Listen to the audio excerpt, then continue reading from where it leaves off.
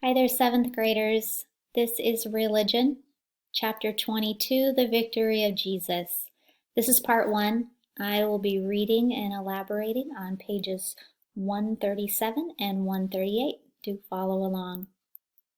The victory of Jesus, the risen Lord. We've read about his death, and in this chapter we read about his resurrection. The events of Jesus' death and resurrection, those changed our lives forever. They form our basis of our belief in the resurrection. What do you believe about eternal life? It wants you to circle true or false, if you believe it's true or believe it's false. For everyone who believes in Jesus and listens to his words, eternal life has already begun. That's true. You must have faith to believe in the resurrection. That's definitely true. Christ's resurrection is a promise of our future glory. True. No one saw the resurrection take place. That's also true. No one saw it happen. After we die, we come back to earth as other persons, reincarnated. That is false. That is not a Christian belief. The resurrection was the greatest event in human history. True. He is risen. Jesus lives. The apostles, those who accompanied Jesus in his ministry, were stunned to hear those words. Jesus of Nazareth, who died by crucifixion and was buried in a borrowed tomb, now was alive. He was still with them, appearing to his friends. Jesus was in Galilee. He was in Judea. He was eating fish. He was in the upper room. He was hiking to Emmaus. He seemed to be everywhere. No one saw the resurrection happen. The gospel accounts of it vary. However, they agree on two facts. There was an open, empty tomb, and the disciples had the experience of seeing Jesus risen. In the gospel Easter stories, the early Christians convey something that is beyond human experience. They do give 3 scripture passages here that describe how different people reacted to the resurrection.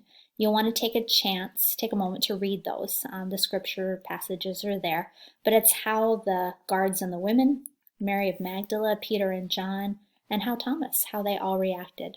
Now you can imagine the mood in Jerusalem, how it changed. Once Jesus died, people were discouraged. People were disappointed. It was an extreme sadness. Many believed that Jesus was the Messiah, and the apostles felt so saddened, losing not only their friend, but their leader. But then imagine in Jerusalem how the mood changed after the resurrection. The excitement of the women who went there to the tomb and saw the wrappings laying there. Their excitement in telling the others. The apostles being amazed and thrilled that he is the Messiah. And then on the other hand, the guards, probably a little bit of fear, a little bit of worry as to what's going to happen now. Now pretend you are a follower of Jesus at the time of the resurrection. What meaning would one of these stories have for you? It's important to put ourselves into Scripture. Put yourself there. How would you have responded to not only hearing about the resurrected Jesus, but seeing the resurrected Jesus? Now, sometimes we wonder, well, how can he be in all of these places?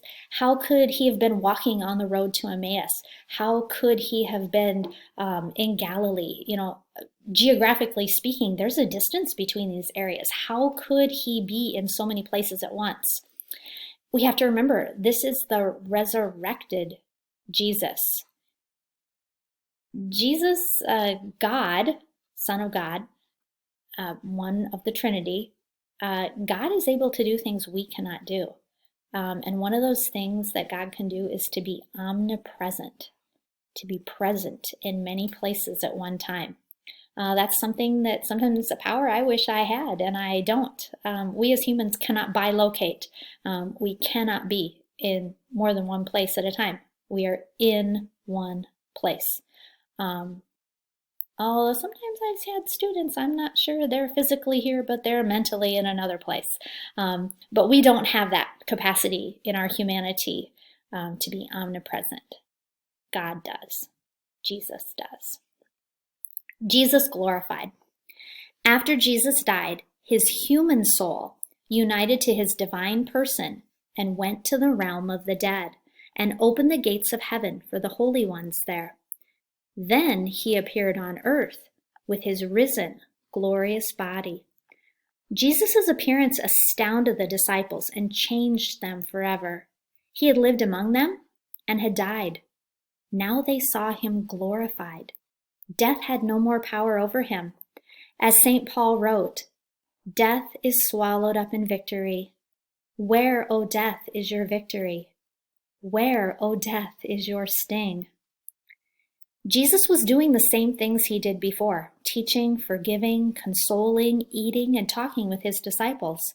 However, now they saw him full of power, mystery, and glory. Jesus was the risen Lord who had passed beyond death. Unlike Lazarus, he would not die again. His words and his teachings were the authentic word of God and would never pass away. Jesus had brought a totally new way of living, a way to share in eternal life, God's life. Looking at the risen Jesus, the disciples began to realize that they too would live as he did. Not until Pentecost, though, would they really understand who Jesus was and be empowered for their mission. We'll get to Pentecost a little later. It instructs us here to read from Luke chapter 24. Listen as I share those verses with you. You've heard this before.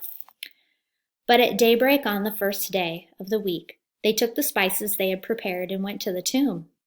They found the stone rolled away from the tomb, but when they entered, they did not find the body of the Lord Jesus.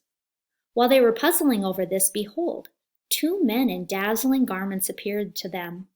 They were terrified and bowed their faces to the ground. They said to them, "Why do you seek the living one among the dead? He is not here, but he has been raised. Remember what he said to you while he was in Galilee, that the Son of Man must be handed over to sinners and be crucified and rise on the third day." And they remembered his words. Then they returned from the tomb and announced all these things to the 11 and to all the others. The women were Mary Magdalene, Joanna, and Mary, the mother of James. The others who accompanied them also told this to the apostles. But their story seemed like nonsense, and they did not believe them.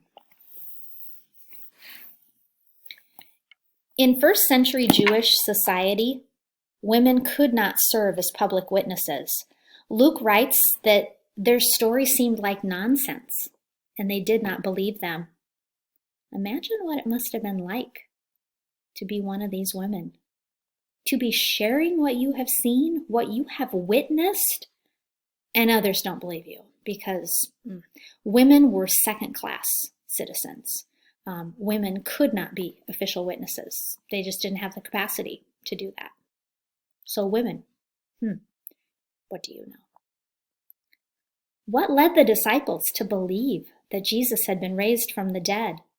Well, the angels at the tomb told them so. Why do you seek the living one among the dead? He is not here, but has been raised. The angels also reminded the women that Jesus had predicted that he would be put to death by sinners and rise on the third day. Then Jesus appeared to his disciples. Luke tells us about Jesus' appearance to two disciples on the road to Emmaus, a village near Jerusalem. The two disciples talked with someone they believed to be a stranger. As they talked, the stranger explained and interpreted for them all that had been predicted about Jesus. Finally, while together at a meal, Jesus took bread, said the blessing, broke it, and gave it to them. And with the breaking of the bread, the disciples recognized this stranger as Jesus. Amazed, the two disciples returned to share the news with the other disciples. However, they arrived in Jerusalem to hear the reports from the disciples there. The Lord has truly been raised and has appeared to Simon. Thanks for listening.